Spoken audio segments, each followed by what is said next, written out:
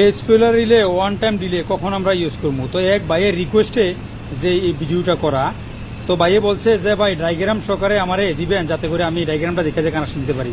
তো আসলে ভাই আমি কিন্তু ডায়াগ্রাম কোনো সময় আঁকি নাই, বা আমি কিন্তু উচ্চশিক্ষিত লেখাপড়া করা একজন ব্যক্তিও না।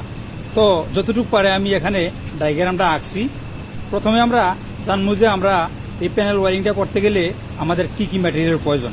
তো সাধারণত আমরা প্যানেল ওয়ারিংয়ে আমরা কন্ট্রাক্টর আর ওয়েলার, থার্মাল ওভারলোড রিলে এবং কি আমরা আপনার মেন আইসোলেটর সুইচ বা মেন সুইচ, তারপর ইএলসিবি, এগুলো আমরা ইউজ করবো।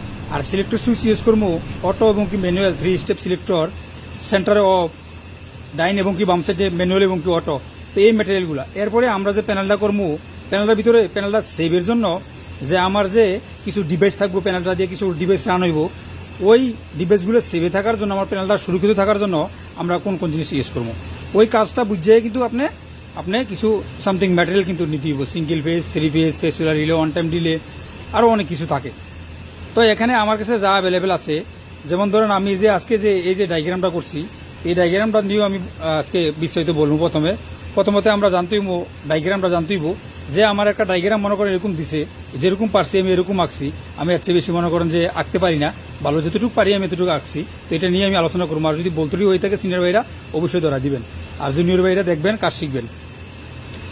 তো এখানে আমি কি করছি, এখানে দেখেন সর্বপ্রথম আমরা ওয়ান টাইম ডিলে একটা ইউজ করবো এবং ফেস ফিলার রিলে ইউজ করবো। তো ফেস ফিলার রিলে প্রথমে চলে আসি। ফেস ফিলার রিলে আমরা এখানে চলে আসি।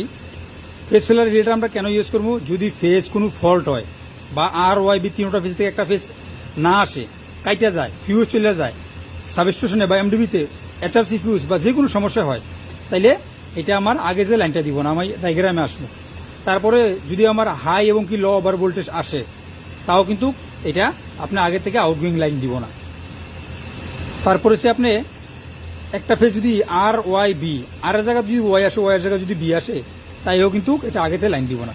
তো আমরা আগে ডায়াগ্রামটা দেখি। ডায়াগ্রামের সাথে আমার কাজের মিলের সাথে একদম সেম হইতে হবে, নাহলে কিন্তু আমরা এই ডায়াগ্রামটা ইউজ করতে পারবো না।